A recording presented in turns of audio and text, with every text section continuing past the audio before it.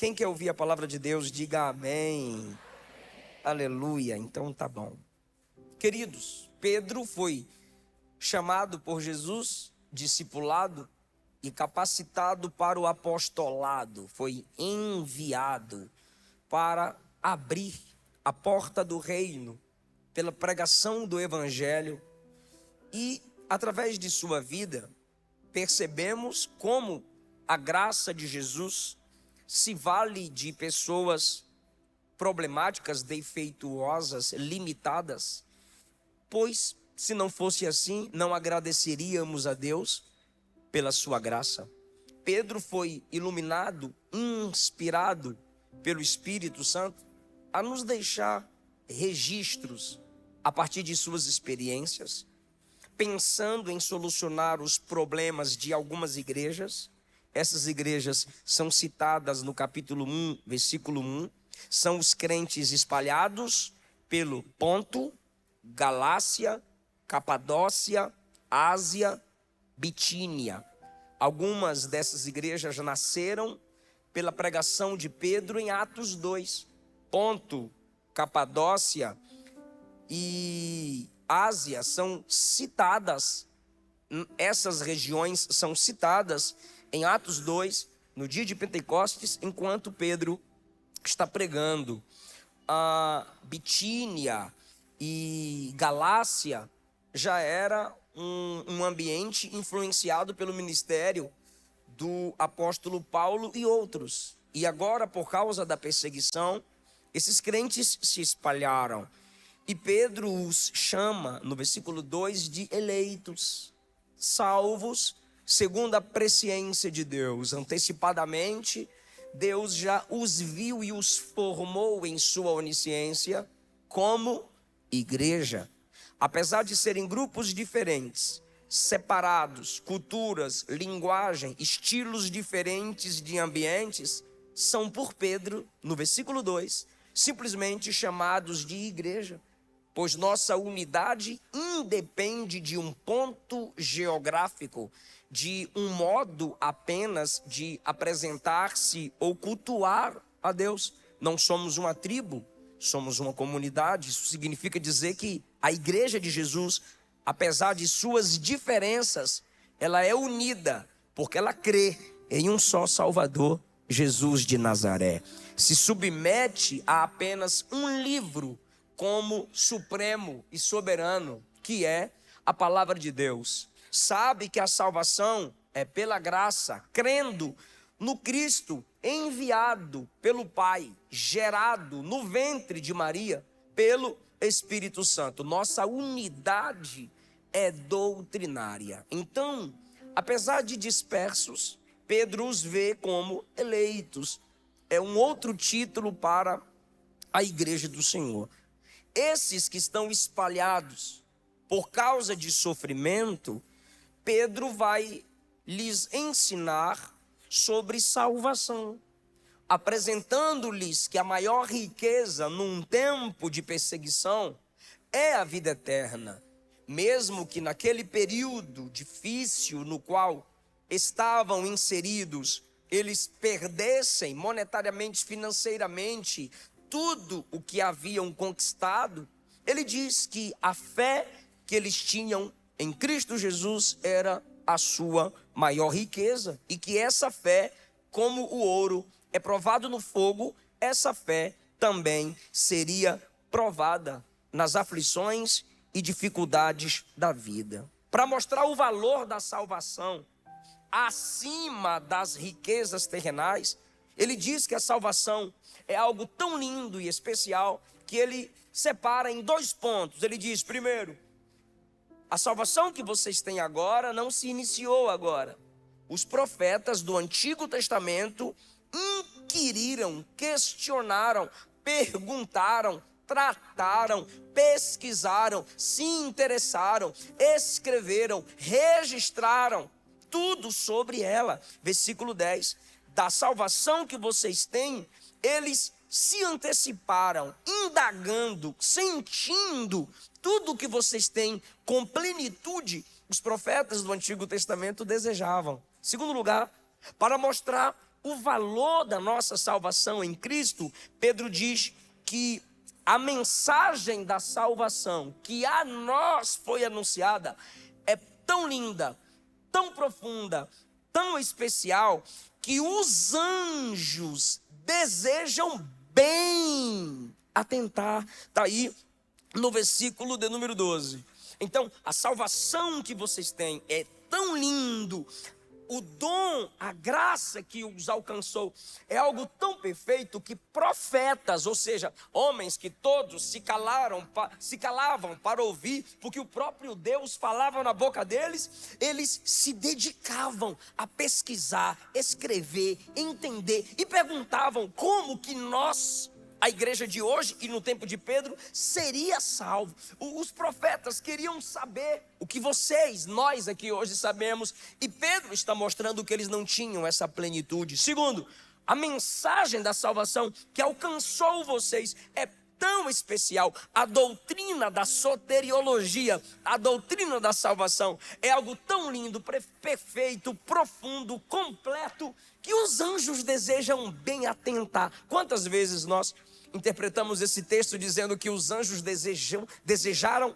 pregar em nosso lugar? Quantas vezes já pregamos ou já ouvimos os pregadores falarem: se você não pregar, você está errando, porque a pregação é algo tão boa que até os anjos desejam pregar. Mas não é isso que Pedro está dizendo. Pedro está dizendo que a mensagem que nos alcançou é tão linda, tão perfeita, tão poderosa, que os anjos desejam bem atentar. Anjo não é onisciente. Os anjos aprendem com a sabedoria de Deus dada à igreja. Foi isso que Paulo disse. Eles nos escutam, eles ficam atentos, eles ficam prestando atenção. Eu imagino uns anjos no meio do culto mandando os crentes: cala a boca que eu estou ouvindo a pregação. O texto está dizendo que eles desejam bem atentar, eles querem saber sobre salvação. E um dos mistérios para muitos é que o Espírito Santo não habita em anjo, porque a natureza do anjo está no Espírito, portanto ele é Espírito, e o Espírito Santo que regenera é Espírito, e o anjo é Espírito. Então não tem como o Espírito Santo que regenera habitar no anjo que também é Espírito. Aí não seria salvação, seria possessão. Mas a gente não, corpo, alma e Espírito. O Espírito Santo vem, habita no espírito humano, a alma, a personalidade fica livre e o corpo adora e agradece.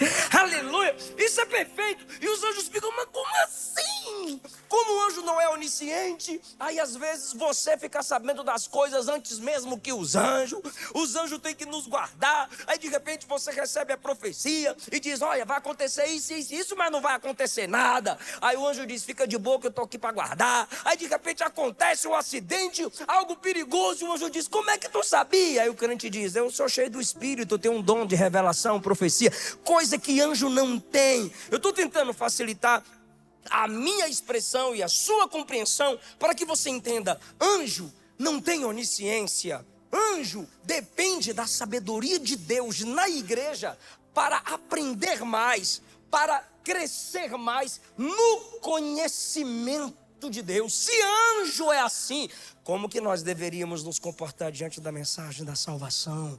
Se anjos valorizam tanto a mensagem da nossa salvação, que é tão linda, eu vou repetir aqui as palavras que eu usei anteriormente: linda, perfeita, completa, profunda, transformadora e poderosa. Por que que damos pouco valor à doutrina da salvação? Por que que nos importamos pouco em cantar? Tocou-me, Jesus tocou-me, de paz encheu o meu coração. Foi na cruz que um dia eu vi meus pecados castigados em Jesus. Ó, quanto amor, dele no Massal: que amor é esse? E a vovó canta: se isso não for amor, o oceano secou, não há estrela no céu, as andorinhas não voam mais. Eu tô lhe dizendo, valorize, porque ainda que você perca tudo, você tem Jesus, você tem o céu, o Espírito Santo habita em você. Oh, glória a Deus! Pedro, quando acaba de ensinar sobre salvação para um povo que está sofrendo, aí ele diz: agora eu vou ensinar sobre santidade. Mas dá uma segurada aí, pastor Pedro. Eu estou sofrendo. e o Senhor vai me ensinar sobre santidade? Porque a maioria, não todos, os nossos sofrimentos individuais e pessoais é por falta de santidade. Deveríamos esperar mais, deveríamos falar menos, deveríamos orar mais, deveríamos ouvir conselhos, deveríamos meditar mais nas Escrituras. E não fizemos.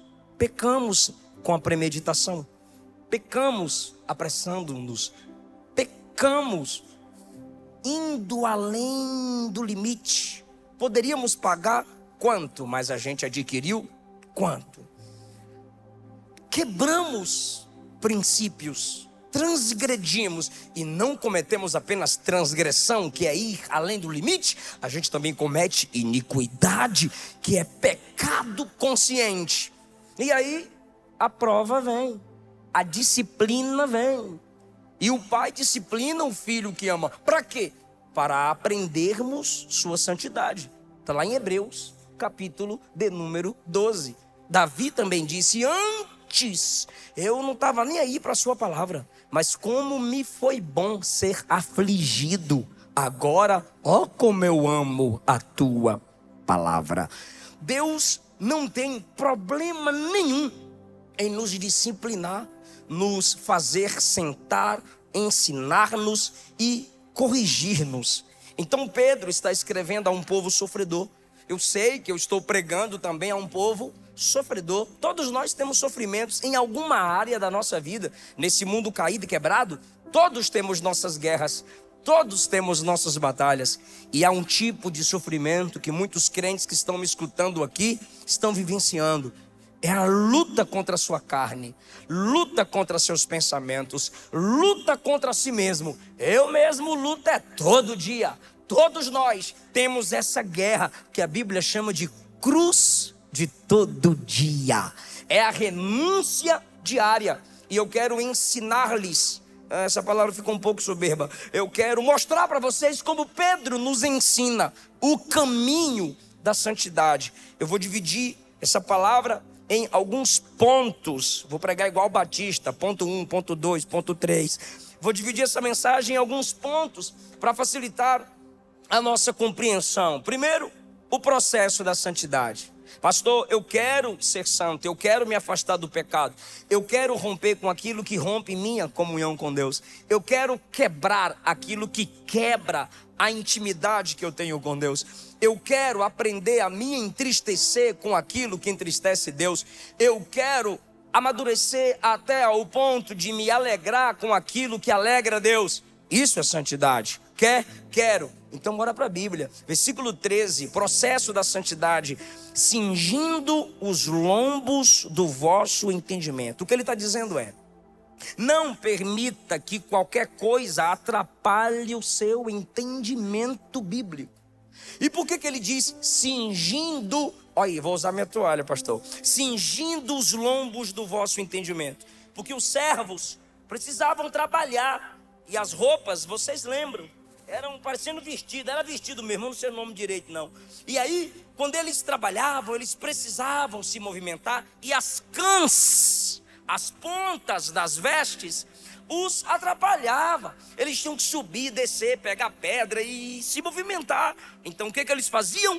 Pegavam as cãs de suas vestes, trazia e as prendiam no cinto.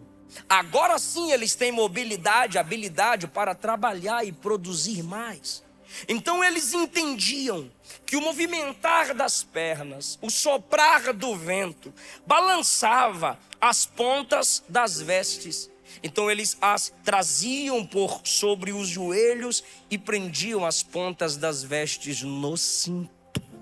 Efésios 6 nos ensina sobre o cinto da verdade. E todas as armaduras de Efésios 6 estão nas Escrituras. Então Pedro diz: cinja os lombos, as forças, as suas disposições mentais. Foque, prenda a sua mente nisso. E assim você se desenvolverá em santidade. Eu gosto quando Pedro vai iniciar ou nos ensinar o processo da santidade, ele começa pela mente. Não é na aparência, não é na roupa, não é no cabelo, não é no que canta, não é no que fala. Ele vai para a mente. Porque tem gente que aparentemente é um anjo, mas aqui dentro é o capeta. Tem gente que aparentemente falta uma auréola na cabeça, mas o poço de perdição. E se você não buscar a mente de Cristo, se você não buscar o novo nascimento, se você não clamar por santidade interior, como disse Davi, eu guardei a melhor coisa, a tua palavra, no melhor lugar, no meu coração, para o melhor propósito, não pecar contra o Senhor. Se você não vigiar e se comportar como Davi, porque enquanto estava na guerra, ele tinha foco, o entendimento estava cingido em lutar, mas não, ele quis ficar passeando enquanto todos guerreavam. Se nós não entendermos que é preciso focar na palavra, no culto, no louvor a Deus, os pensamentos se tornam esvoaçantes. Eu vinha conversando com o João no carro, e ele disse: pastor, quando a gente vai orar, e a gente fica lembrando de conversa que tem que responder no WhatsApp. E é verdade, irmão. Tu passa o dia inteiro sem lembrar que tu tem que pagar suas dívidas. É só orar. Meu Deus, eu tenho que pagar minha dívida, Jesus. Tu vai lembrando de tanta coisa que tu tem que fazer. Daqui a pouco você já está em pé, mandando mensagem para outros. Acabou de falar com Jesus. Interrompeu comunicação com Deus para resolver as coisas da terra. Por quê? Porque você não cingiu o seu entendimento. Aí eu disse a ele: esse CD, essas músicas do Poderoso Deus de Antônio Cirilo, eu conheço todas e eu canto todas, porque enquanto solteiro eu passava a noite orando com esse CD. Porque o CD tocando e eu ficava cantando aquelas músicas que parece que não tem fim, de 12, 13, 14 minutos, repetindo a mesma coisa. Para quê? Para que a minha mente fosse cingida, para que eu focasse naquilo, para que eu entendesse na presença de quem eu estava. Você precisa criar métodos, você precisa desligar isso aqui e desligar-se disso aqui, se você quiser crescer em santidade, porque o feed não tem fim, e esse vício por imagem audiovisual está te fazendo encantar-se com aquilo que é curto. É quando a minha equipe diz: pastor, tem que pregar menos tempo para a gente colocar tempos de pregações menores no canal e menor ainda no Instagram para aumentar o número de seguidores. Não, eu não vou encurtar o tempo da palavra por causa de uma geração preguiçosa que não quer refletir, que não quer pensar, mas ainda tem gente que tem a mente de Cristo. Aleluia! Ainda tem gente que quer se desligar das coisas dessa terra para prender-se com as coisas do céu. Eu estou pregando para esse povo.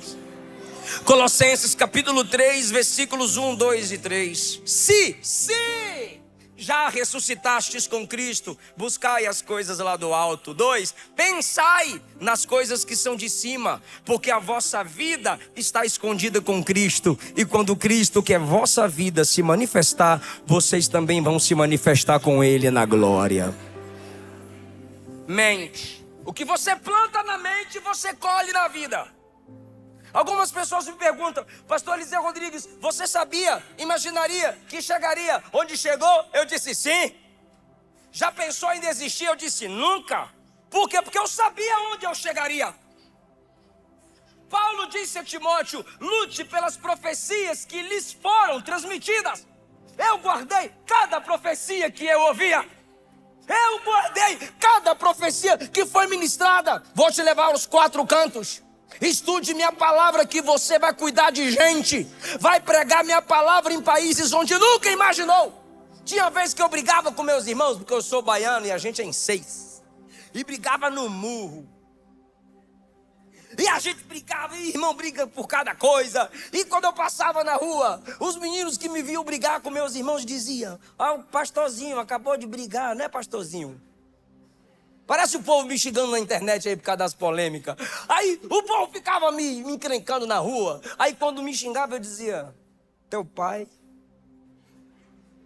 Aí quando eu estava desviado, eu dizia, tua mãe. E os meninos vinham para cima e tal. Coisa de menino, de criança lá no Nordeste, na cidade de Ilhéus, Bahia. Aí, mas tinha vez que me machucava. Eles falavam palavrões, porque eram filhos de ímpios. Aí meu pai dizia, ele está com inveja de você. Eu falei, inveja de mim por quê? Aí meu pai bagunçava meu cabelo assim, me dava uma raiva, eu arrumava. Ele, é porque você veio da Suíça agora. Eu ficava tentando entender como é que meu pai me consola quando alguém me xinga dizendo que eu vim da Suíça agora. Aí ele falava, é porque você acabou de chegar de Portugal. É que você acabou de chegar dos Estados Unidos. E hoje, cada vez que eu desço no aeroporto de um país, eu lembro lá atrás, meu pai dizendo, eles estão com inveja, porque você acabou de chegar de tal país. Hoje eu entendo que sem querer, meu pai estava enxergando, ou querendo, não sei, enxergando onde eu chegaria. As irmãs do círculo de oração, quando eu ia orar com a minha mãe, eu ficava dormindo debaixo dos bancos na vigília. Ou no círculo de oração, enquanto a minha mãe estava orando, eu ficava olhando por que ela chora tanto, encharcava os bancos de lágrimas. Ou na ceia, minha mãe na hora da ceia, meu Deus, bochecha vermelha, chorando com um pãozinho desse tamanho, chorando com um pãozinho na mão. E eu com 5, 7 anos ficava falando, meu Deus, ela chora por causa de um pão, a senhora está com fome. E a minha mãe me dizia, não, meu filho, um dia você vai entender. Tudo aquilo eu guardava e não tenho uma ceia, que eu não chore na presença de Jesus, me lembrando do sacrifício pago na cruz do Calvário. O que eu estou lhe dizendo é, o que você planta na mente, você vai colher na vida. Proteja, fuja da imoralidade sexual. Jovem, adolescente, moça, esse mundo é sexualizado. Fuja da pornografia, corre da pornografia, vaza. Alguém vai dizer, tu não é homem não, cara? Sou homem de Deus. Eu não vou trocar o trono por causa de uma cama. Eu não vou receber na cama quem eu não recebi no altar. Foge, corre. Dá a senha do seu e-mail para alguém. Diminui o tempo desse banho. Vai tomar banho gelado, vai correr na rua com os caramelos, mas não fica sozinho. Vai perturbar os jovens para ler Bíblia e orar com você. Monta um grupo de oração e estudo da palavra, como John Wesley fazia. E aí fundou o metodismo. E do metodismo veio o pentecostalismo, que alcançou o mundo. Mas pelo amor de Deus, luta para proteger sua mente. O diabo quer a sua mente, mas o capacete da salvação vai ser colocada na sua cabeça hoje. E Jesus não vai te perder para Satanás.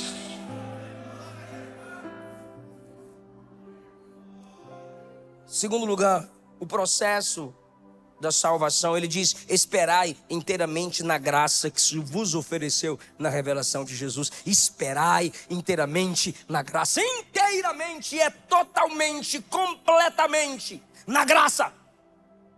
Não é a briga do pai e da mãe que te santifica.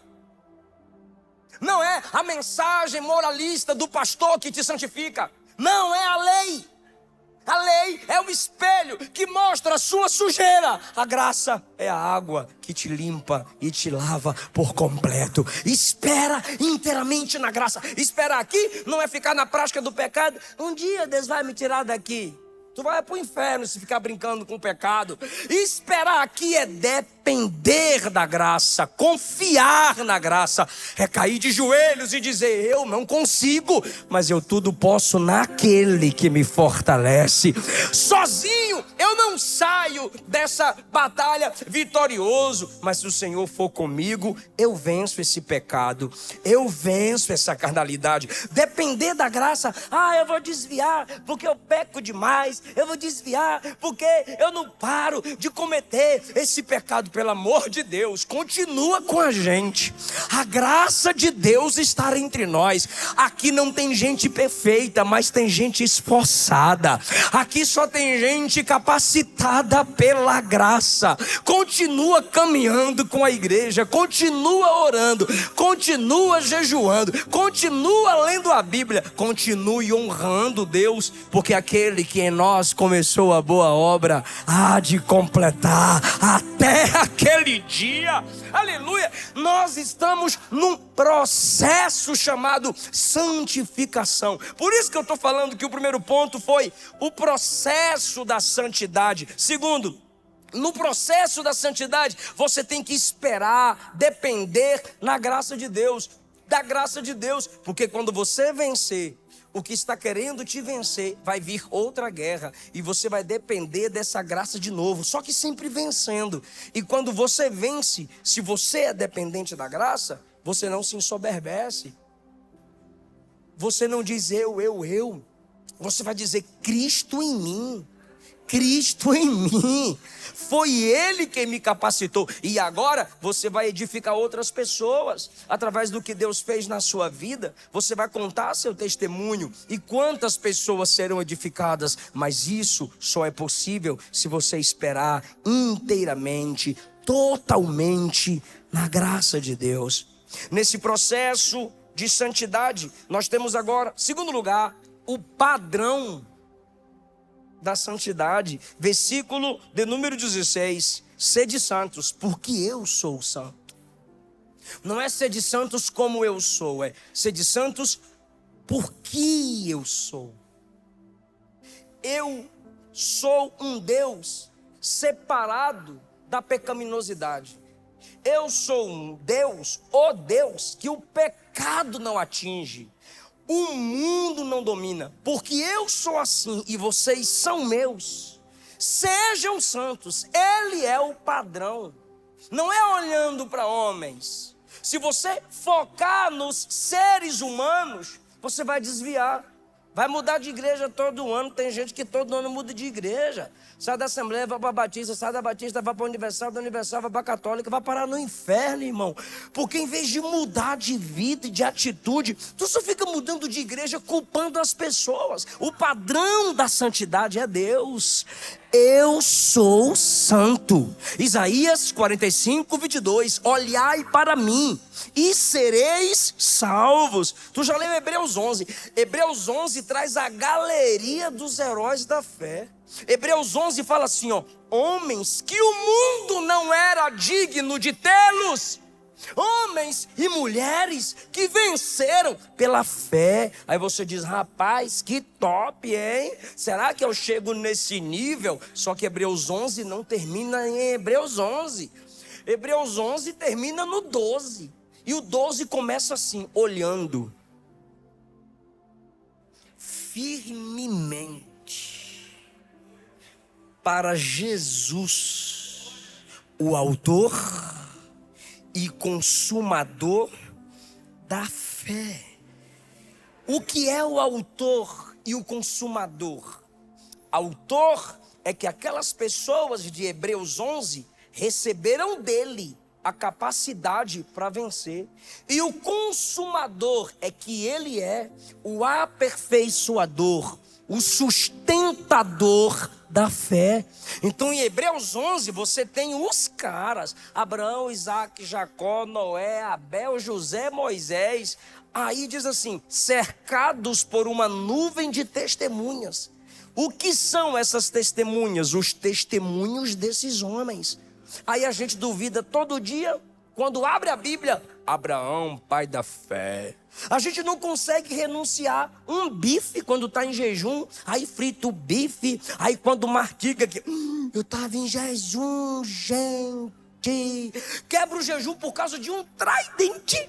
Aí quando você chega em Hebreus 11, Moisés rejeitou ser chamado de príncipe do Egito, a maior potência daquela época, só para sofrer com o povo de Deus no deserto. Tu diz, eu não sei renunciar. Olha a vida desse povo. Mas Hebreus 12 diz, não é para olhar para eles. O padrão não é Abraão, Isaac, Jacó, José, Moisés, Davi. O padrão é Jesus. Está no capítulo 12. porque o máximo que Abraão, Isaac, Jacó, José, Noé, Abel e o resto poderia falar para nós é: creia, rapaz, creia, tu tem que crer, porque eu criei e eu venci, tu também creia. Jesus não. Jesus diz: eu sou o autor, eu te capacito a crer, eu sou o consumador, eu sustento a sua fé. Aleluia! É isso que Pedro está dizendo: sede santos, porque eu sou. Jesus é o padrão, o nosso Deus é o padrão, o próprio Pedrão, quando em Atos 3, ele mandou o coxo: levanta e anda em nome de Jesus. Aí o cara não andou, ele puxou o cara pela mão: levanta e anda, rapaz, em nome de Jesus. E o cara andou. Aí a multidão ficou olhando para Pedro. Aí Pedro olhou para a multidão e disse: por que vocês estão olhando assim para mim? Como se fosse pelo meu próprio poder ou santidade que esse cara andou. Você acabou de fazer um coxo andar. Aí Pedro diz: vocês não ouviram o nome que eu falei, não? Que nome, Pedro? Ele diz: lembra o Jesus que vocês crucificaram? Foi ele, Pedro, foi. Vocês não crucificaram ele, negaram ele. Olha quem está falando de negação. Vocês negaram ele, desprezaram ele. Sim, no terceiro dia ele ressuscitou, está à direita do Pai e enviou o Espírito Santo que nos capacitou a curar. A glória não é minha, eu não sou infalível, só um é poderoso, só um é santo, só um é perfeito. Jesus é o autor da fé. Olha para Jesus.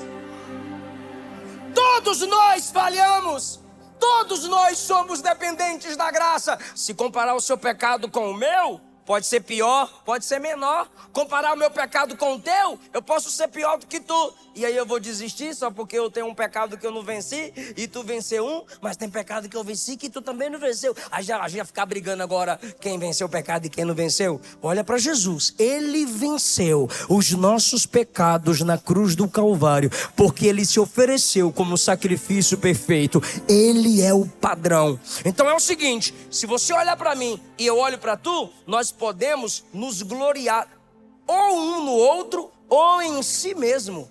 Mas quando você olha para Jesus, ninguém se gloria. Quem olha para a santidade de Cristo apenas se humilha. É nesse momento, irmão, que você diz como Abraão: sou pó e cinza. É nesse momento, irmão, que você diz como Pedro: por que está olhando para mim? Por que estão focados em mim? É nesse momento, irmão, que o temor de Isaías invade o nosso peito.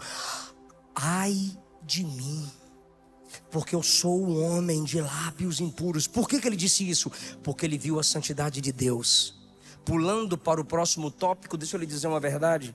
Você só enxerga a sua pecaminosidade quando você é capaz de enxergar a santidade de Deus. Quanto mais você olha para Deus, quanto mais você lê a Bíblia e vê que Ele é santo, santo e que odeia o pecado, você se humilha. E quer que eu lhe diga uma coisa que Pedro disse? Deus resiste o soberbo, mas dá graça para quem é humilde. Aleluia! Ter Ele como padrão da santidade me humilha e me faz dependente cada vez mais da sua graça. Impedimentos para a santidade. Primeiro processo, segundo padrão. Terceiro, impedimento para a santidade. Olha o que ele diz, versículo de número 18. Vocês foram resgatados da vossa vã maneira de viver que herdaram dos vossos pais. Tem gente que está ferindo o coração de Deus porque estão repetindo a pecaminosidade de seus pais. Hoje eu vim para cá com meu filho e sobrinhos. Peguei meu filho na escola. Papai, a gente vai para onde? Vai para a igreja? Vai. É em outro país? Eu disse: não, é aqui em Goiânia mesmo. Banhei meu filho, arrumei meu filho. Aí do nada, quem é pai sabe que é assim. Do nada: pai, aquele negócio que a gente segura aqui no carro, qual é o nome daquilo? Falei: apoio. negócio de segurar. Por quê? Ele, é só isso? Falei, é. Aquilo me inculcou. Falei, meu Deus do céu, o menino ouviu em algum lugar. E se ele repetir, não sei, fui eu. Graças a Deus que eu tenho testemunhas agora. A minha sobrinha e o noivo dela. A gente tá vindo pra cá. Aí o meu sobrinho de 10 anos, meu filho tem 6. Ô primo, falando com meu filho. Ô primo, fala aí o nome desse negócio que segura quando o tio corre. Aí ele, o vovô que falou. Eu falei, o que o vovô falou é mentira. Vocês são crentes. Crente não xinga. O nome disso é apoio. Negócio de segurar. Aí na hora eu fiz uma curva brusca. Falei, olha só para que serve isso. Aí o João já segurou aqui. Eu falei, olha o que é que o João tá fazendo. Aí eu joguei o carro. Aí eu falei, quando o João segurou, eu falei, tá vendo para que serve? É só para isso. E não para xingar. Eu falei, meu Deus, eu tô há 3 dias ensinando Efésios 6 pro menino e o menino não consegue citar de cor. 3 dias, é sério. Vós, filhos, sede obedientes aos vossos pais no Senhor, porque isto é justo. Honra teu pai e tua mãe, que é o primeiro mandamento com promessa, para que te vás bem e viva muito tempo sobre a terra. Eu só estou pedindo para repetir de cor, tem 3 dias. E não consegue, mas falar o palavrão. Consegue. Não foi por prata nem com coisas corruptíveis que fostes resgatados da vossa vã maneira de viver, que por tradição recebestes dos vossos pais. Seus pais xingaram tanto que para você é normal, é pecado. Jesus, o amor, disse que ele vai trazer a juízo toda palavra frívola que sair da sua boca. Talvez alimentar esse vício e não lutar contra ele, você achou normal, porque viu isso nos seus pais. Xingar a sua mulher, maltratar a sua mulher, bater na sua mulher, ou vice-versa, bater em cara de homem, gritar com um homem no meio da rua. Tu viu sua mãe fazer isso com seu pai? Isso é pecado, isso é desonra. Nosso casamento é teológico. A esposa reflete a igreja, o marido reflete Cristo. Cuidado, estamos pecando dentro de casa. Pastor, você nunca discutiu com sua esposa? Sim, eu sou baiano, irmão. Ela é goianinha, tadinha. Mas é mulher.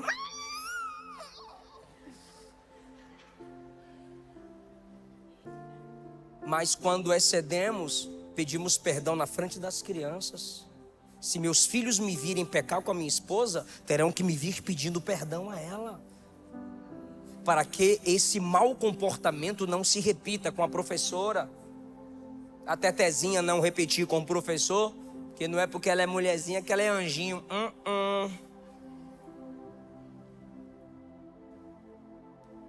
Estávamos na pizzaria e a Luana estava na pizzaria com a gente. E a Esté disse, mamãe, me leva no banheiro. Aí a Luana levou a Esté no banheiro. Chegou do banheiro, ela, te trolei, não vou fazer nada. A Luana não estava naqueles dias, irmão, estressada, né? Voltou para a mesa e disse, ó meu bem, porque para brigar é só eu, para dar presente é só ela. Ó meu bem, me levou ao banheiro. E chegou lá e disse que me trollou. Aí eu olhei para ela e falei, trollagem é mentira. Crente não mente. Você está enganando a sua mãe. Aí minha sogra, é criança. Falei, de criança que se faz adulta. A senhora não me deu uma esposa mentirosa. Por que eu preciso formar uma? Tradição dos vossos pais, dos vossos antepassados. Só que o texto diz que se você é salvo, você foi resgatado. Ah, papai fazia assim, mamãe fazia assim. Tem mulher justificando. Ele faz isso comigo porque o pai dele fazia isso com a mãe. Tu não casou com o pai dele. Ele que se trate. Ela faz isso comigo porque a mãe fazia assim com o pai. Ela que se trate. Se submeta às escrituras. Não é o passado que te domina. É o Pai da eternidade. É a eterna palavra de Deus. Você foi resgatada. Você foi resgatado. Então se comporte como resgatado. Busque em Deus essa graça. Alguém está entendendo essa palavra? Vocês foram resgatados da vossa vã maneira de viver, que por tradição recebeste dos vossos pais. Quem é essa mulher aí, Abraão? É minha irmã. Aí vem Isaac. Abimeleque olha para Rebeca, bonitona. Quem é essa mulher aí, Isaac? É minha irmã.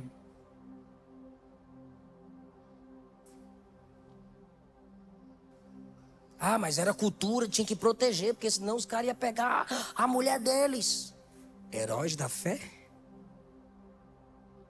Quem chamou esses homens? Quem disse para esses homens, eu vou com vocês? Quem foi que disse para aqueles homens no Salmo 105 assim, ó: eu vou na frente aterrorizando as nações, dizendo, não toca nos meus ungidos, nem maltrata meus profetas. Eu estou perguntando, quem falou isso para esses homens? Deus! Então eles não precisavam mentir para se proteger, porque quem mente aqui vai ter que contar outra mentira ali para proteger a mentira anterior, e vai ter que ter uma terceira para proteger a segunda e a quarta para proteger a terceira. E o nosso Deus é a verdade, sua palavra é a verdade, o Espírito Santo é a verdade, e Ele procura verdadeiros adoradores que adorem em espírito e em verdade. Não pode haver espaço para mentira em nós. Aí você chega em Jacó. Quem está aí? Esaú. Mentira, é Jacó. Uma repetição de herança dos pais. Eu não estou chamando de maldição hereditária, chame do que tu quiser. O pecado é hereditário, sim. A Luana quis falar para Eliseu, filho, você é tão bonzinho. Eu disse, não, tu tem a natureza má de Adão, de Eva, de tua mãe, de mim e a tua. Tu é 5 vezes ruim. Aí ela fala, meu bem. Eu falei, meu bem? Eu estou lutando contra meus pecados, ele não vai lutar contra os dele, não? Mas os nossos filhos são anjinhos dormindo. São lindos, presentes de Deus. Bebê milagre. Só quem é pai e mãe sabe como é ensinar seus filhos a lutar contra os pecados deles. Aí Jacó fica mentindo. E a mãe deu uma ajudinha. É a mãe. Porque o cocôzinho era o preferidozinho dela. Marmanjo, velho barbudo. E aí, meu irmão, o pai foi enganado. 20 anos depois. A mãe já tinha morrido e pagaram um preço terrível. Herança dos pais. Só que graças a Deus nasce José. José foi o único que não repetiu a herança mentirosa daquela família. Foi o que mais sofreu, o que mais prosperou. Por quê? Porque você precisa aprender a, pela graça de Deus, romper esse ciclo de maldição comportamental. Ah, pastor, mas é que meu pai era assim, a minha mãe era assim. Versículo 14. Como filhos obedientes, não se conforme com as concupiscências que antes havia em vossa ignorância. Você tem uma marca, um selo. Qual? Filho obediente. Por quê? Está lá no capítulo 1, versículo 2. Eleitos segundo a presciência de Deus Pai, em santificação do Espírito, para a obediência. Você foi salva para a obediência. Você foi salvo para a obediência. Fora disso, você precisa se converter. Fora disso, você precisa clamar: me salva, me liberta. Irmão, se humilhe. Irmão, se humilhe e diga: Deus, eu não preciso de perdão, eu preciso de libertação. Eu não quero ficar brincando com a graça. Eu quero ministrar a tua graça. Eu quero que as pessoas vejam que o Senhor me transformou verdadeiramente. Porque quem está em Cristo, nova criatura é. Aleluia. Estou encerrando agora, é sério. Vocês foram resgatados, versículo 19. Coloca para mim o versículo 19. 1 Pedro capítulo 1, versículo 19. Lembrei do meu avô. 1 Pedro. Eu tô... Olha lá. Volta um. Sabendo. Ele sempre fala da mente, tá? Sabendo, pensando, refletindo, aprendendo, lendo, anotando, esboçando. Sabendo que não foi com coisas corruptíveis como prata e ouro que fostes resgatados da vossa vã maneira de viver, que por tradição recebestes dos vossos pais. Eu fui salvo pelo quê, Pedrão? Eu fui salvo pelo quê? Tá no 19. Eu fui salvo pelo quê? Com o precioso sangue de Cristo, como de um cordeiro imaculado e incontaminado. Porque prata suja, ouro suja, é tudo dessa terra que foi quebrado pelo pecado de Adão. Mas o sangue de Jesus incontaminado, o sangue de Jesus imaculado. Que coisa linda pregar para um povo que tem um pastor que prega a Bíblia. Olha só, próximo.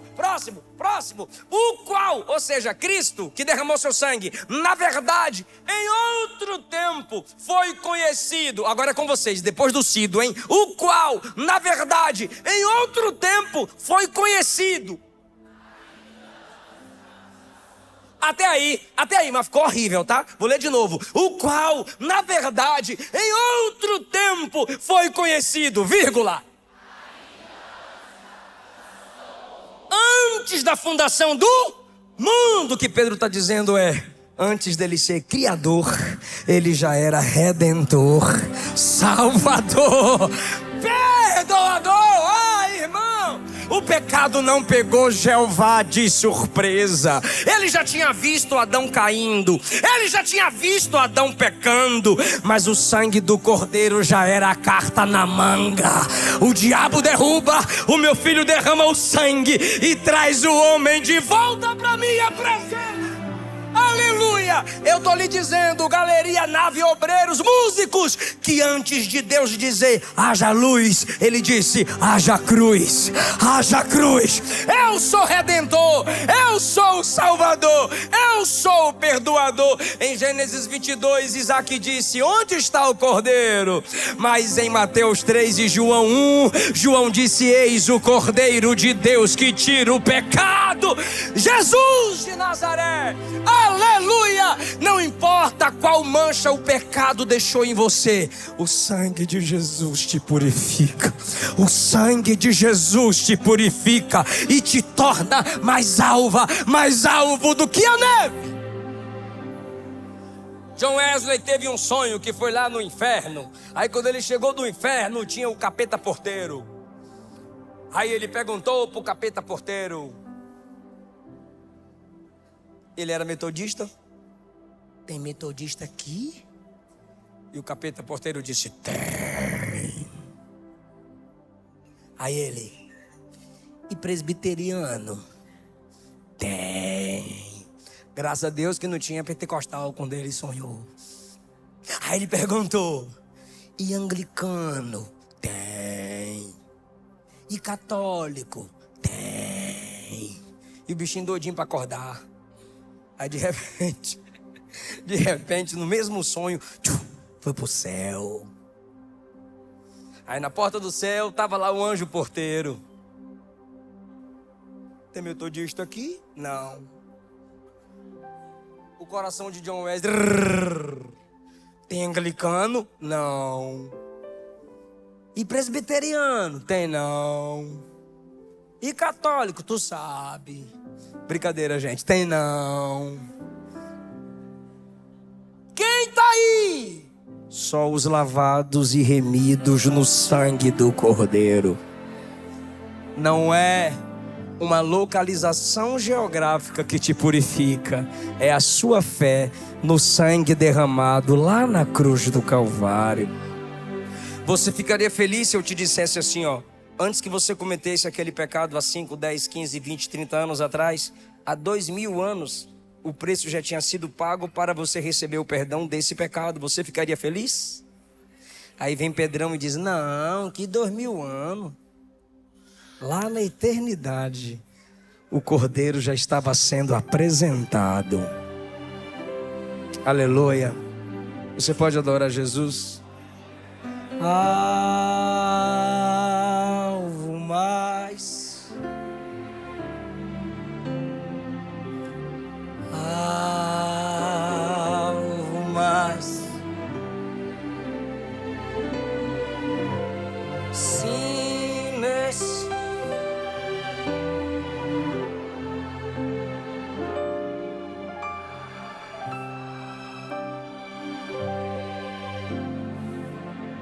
Eu ainda tenho 19 minutos, mas eu não vou usar isso tudo não. Coloca o 18, o 22. Purificando as vossas almas pelo Espírito. Olha a graça. Eu encerro agora, é sério. Já fechei a Bíblia e vou desligar o esboço. Purificando as vossas almas pelo Espírito na obediência a...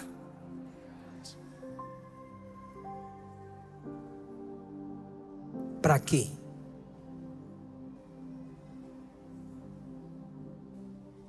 Tá aí, não me estressa nada. Então bora lá. Purificando as vossas almas pelo Espírito na obediência à verdade. Para quê?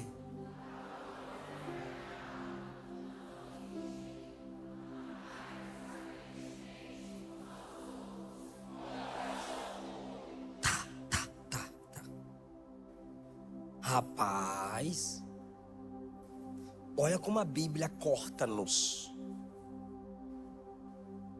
Meu filho, eu pregando pro meu filho, você tem que ser santo para ir pro céu, senão você vai pro inferno. Minha filha, você tem que ser santa para Jesus te encher do Espírito Santo. Aí você vai para Pedrão, ele diz: você tem que ser santo para amar.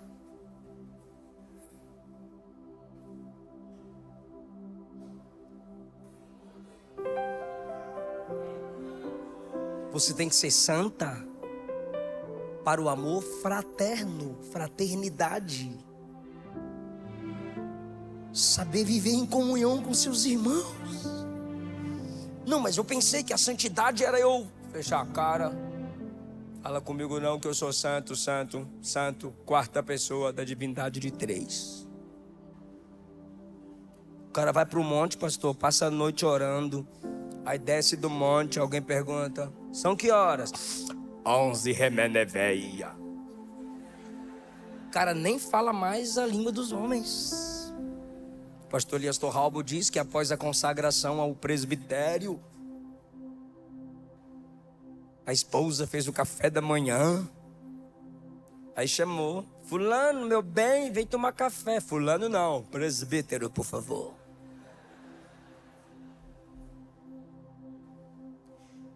Santidade que te isola das pessoas não é santificação, é satanização. Por que você não veio ao culto? Estava orando. Por que você não veio na nossa conferência? Eu sou de outro nível. Meu negócio é jejum, oração.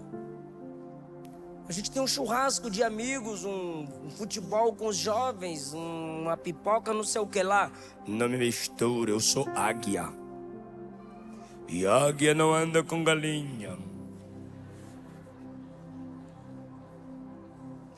Já que porque tu é santo, a águia não anda com galinha, bora te comparar com Jesus e a gente vê quem é a águia e quem é a galinha. Porque mesmo sendo Deus, por amor, não teve por usurpação ser igual a Deus, mas humilhou a si mesmo e assumiu a forma de homem, e achado na forma de homem, tornou-se servo, e foi obediente até a morte, morte de cruz. Quanto mais perto de Deus, mais perto de gente. Desconfie de pregadores e cantores que evitam gente. Desconfie pastores que evitam gente. Pastor tem cheiro de ovelha. Ministros cheios de Deus querem contato com gente. Quanto mais você se aproxima de Deus, Ele vai dizer: gente, povo, Moisés, o lugar que você está é terra santa. Verdade, Senhor, agora é só nós. Não, vai para o Egito buscar o povo. Isaías, você está vendo o único que tem a santidade elevada a 3: santo, santo e santo. Isaías, você está vendo os serafins protegendo minha glória. Estou vendo, agora eu sou o cara. Não, vá pregar para o povo. Jeremias, antes que você nascesse, eu te dei as nações por profeta. Eu não te dei para as nações, eu dei as nações para você. E agora? Vai em busca das almas. Jonas, eu te chamei, eu te guardei. E agora o que é que você quer? Que o Senhor destrua Nínive? Não, vá pregar para Nínive. Eu quero gente. quanto mais perto de Deus, gente, almas, pessoas, estressa. Mas tu também estressa Deus. Ah, ninguém presta, tu presta. Ah, eu não confio em ninguém. Quem muito assim diz é porque nenhuma credibilidade deveria ter. Porque se alguém confiar muito em você, tem muito podre aí, não tem? Isso te torna indigno de confiança também. Ministre a mesma graça que te alcançou. Jesus veio como gente, pregava entre as gentes, subiu como gente e vai voltar para arrebatar gente. Deus é Deus de pessoas. Olha que coisa maravilhosa. Ele estava no Getsemane e foram prendê-lo. E Pedrão pegou a espada e disse: ó, não vem não. E aí ele acerta a orelha do servo do sumo sacerdote, machuca a orelha. Jesus cura e diz a Pedro: guarda a espada, quem por ela fere, por ela será ferido. Não sabes tu que eu posso invocar 12 legiões de anjos? Quantas legiões? Até mais. Me ajuda, quantas legiões? Aquele que tinha poder para convocar 12 legiões de anjos escolheu 12 homens. Porque Ele quer gente. Ele quer almas. Ele quer você. Ele quer a mim. Deixa meu versículo.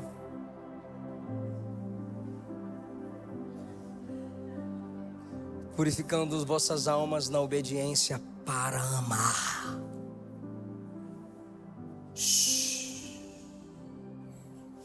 Se você é santa, você perdoa.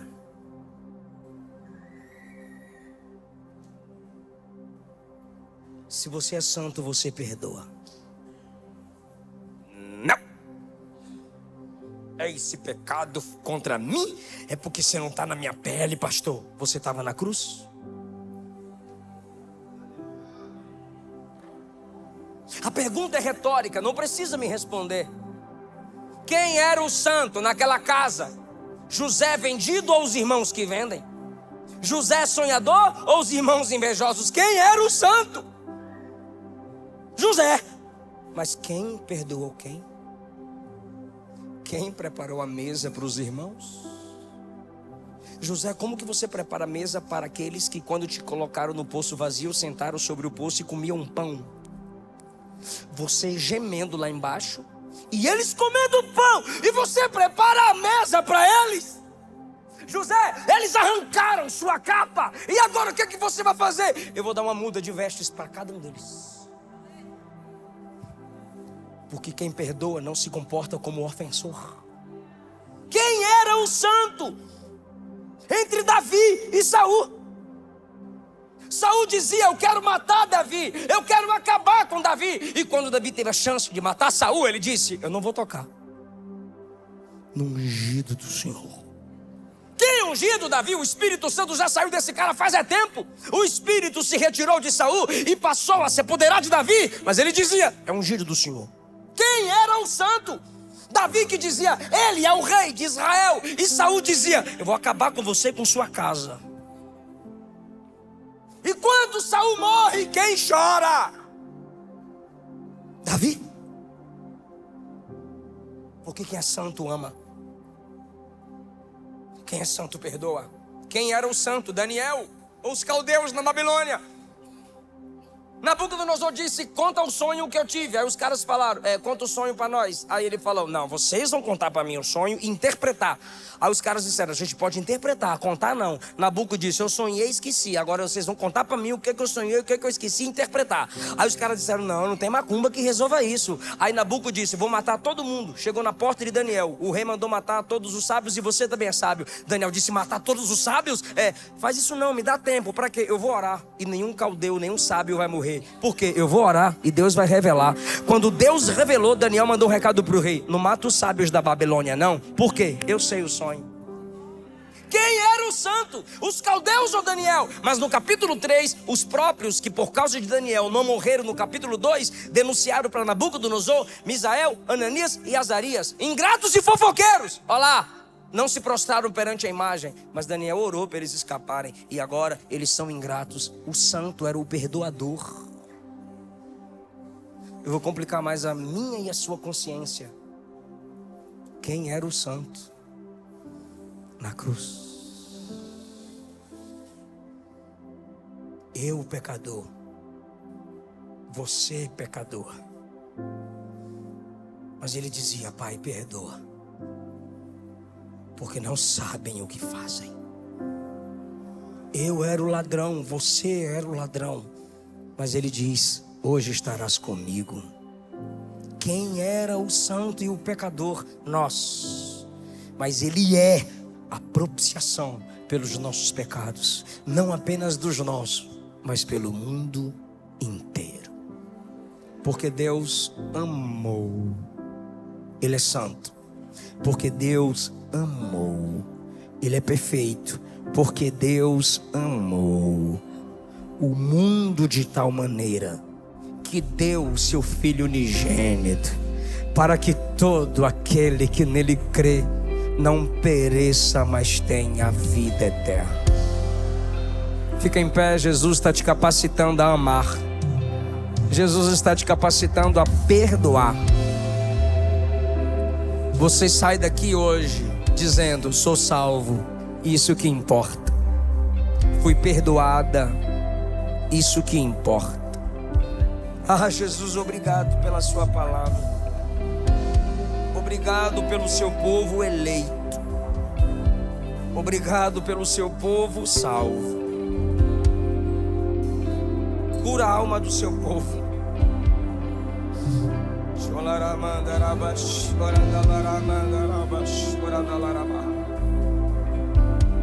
Capacita-nos a perdoar, Jesus. Canta, canta, canta. Capacita-nos a perdoar, a amar, a atrair pessoas para a sua glória. O maior tesouro, a maior riqueza é Cristo em nós.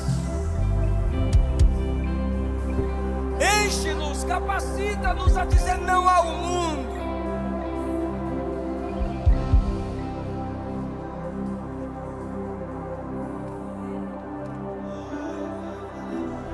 Lava-nos completamente da nossa imundície. Gera em nós nojo daquilo que te incomoda, que te abate, que entristece. O teu espírito. Não nos deixa perder a sua unção, Jesus. Canta, canta, Jesus. Espírito Santo, Fale com o Espírito Santo. meu consolador. Tem alguém sentindo a presença de Jesus? Tem alguém se enchendo de Deus em adoração e quebrantamento? Espírito Santo,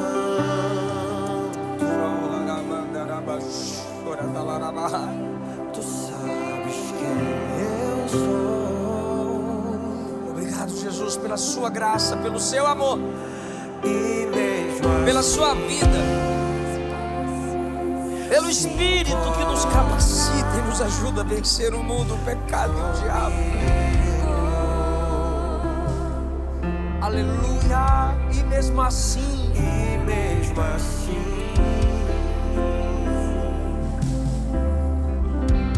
mora em mim. moras em mim.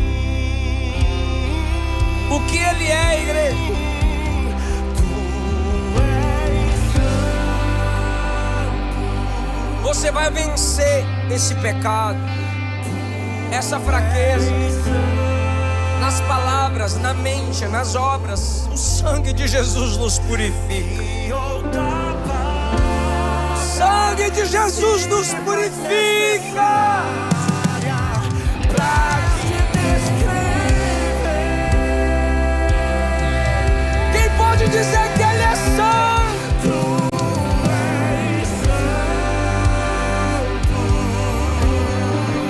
Oh, glória a Deus!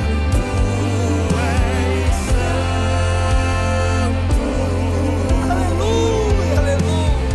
eu procuro palavras pra te descrever.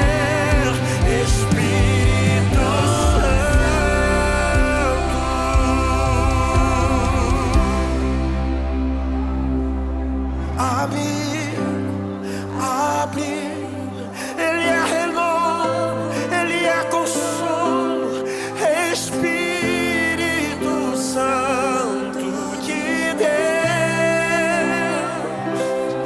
que fala comigo, que ora por mim, com gemidos inexprimíveis. E em todo momento vem me convencer que sou dependente de Deus, Dependente da graça de Deus. amigo Espírito Santo.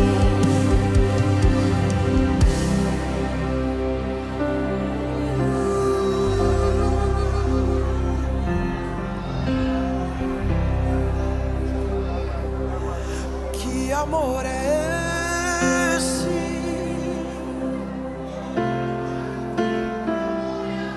Que amor é esse? Há tantos defeitos em mim, mas me ama mesmo assim. Amor incondicional, o amor de Deus. Canta, crente! Que amor é esse? Lembre da cruz. Que amor é Ele ressuscitou para a sua justificação. E sabes tudo de mim, Glória a Jesus. mas me ama mesmo assim. Amor incondicional, o amor de Deus.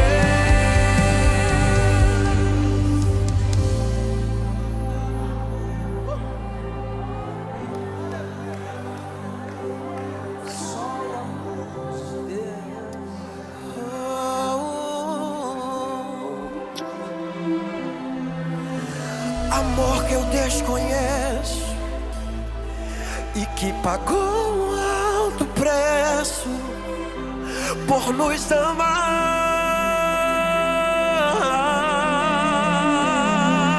amar. Incomparável,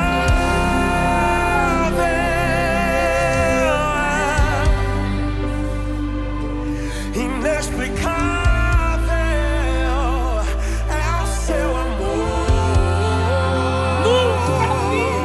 Nunca vi, Nem haverá nem o amor igual ao teu.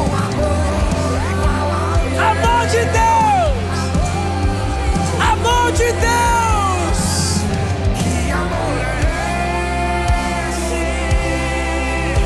Pregue isso aos seus filhos. Pregue isso aos seus colegas. Pregue isso aos seus pais. Que amor é? Há tantos defeitos em mim, Ele já sabia, mas te amou. mas me ama Ele já sabia, mas nos amou. amor incondicional, o amor de Deus. De novo, que amor é? Que amor é esse?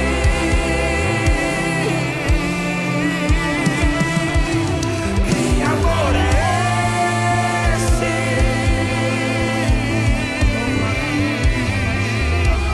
E sabes tudo de mim, mas me ama mesmo assim. Amor incondicional, o amor de Deus. Se tiver alguém aqui que se afastou do Evangelho, mas quer voltar para Jesus agora, a igreja está de pé para orar por você. Se tiver alguém que nunca confessou Jesus como seu único e suficiente Salvador, mas hoje você quer recebê-lo como seu único Senhor e Salvador, nós queremos orar por você. Cadê a primeira pessoa que vai entregar sua vida para Jesus hoje? Eu quero ser salvo em Cristo, pastor. Eu quero ser perdoado, lavado, remido pelo sangue de Jesus. Vem cá na frente. Se alguém te chamar, vem com essa pessoa. Deus marcou essa noite para marcar a sua vida. Vem, moça. Vem, rapaz. Vem, casal. Vem, jovem. Vem, adolescente. Vem, criança. Vem, Senhor. Vem, Senhora. Escapa-te por tua vida. Quebra essa aliança com o mundo. Vem a Cristo. Desça na galeria. Sai aí de trás. Vem. Vem. Aleluia. Aleluia. Cadê a segunda Tem pessoa? lugar na mesa.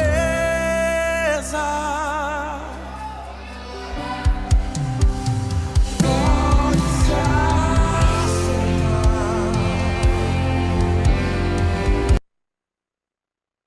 Jesus, não demore. Estou te esperando. Aqui ao seu. A glória da última casa será maior do que a primeira. Vem! Tem lugar na mesa.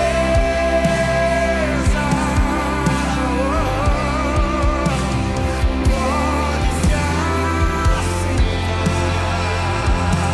Aleluia! Venha Cristo! Venha Cristo! Venha Cristo! Te esperando. Aqui ao seu lugar.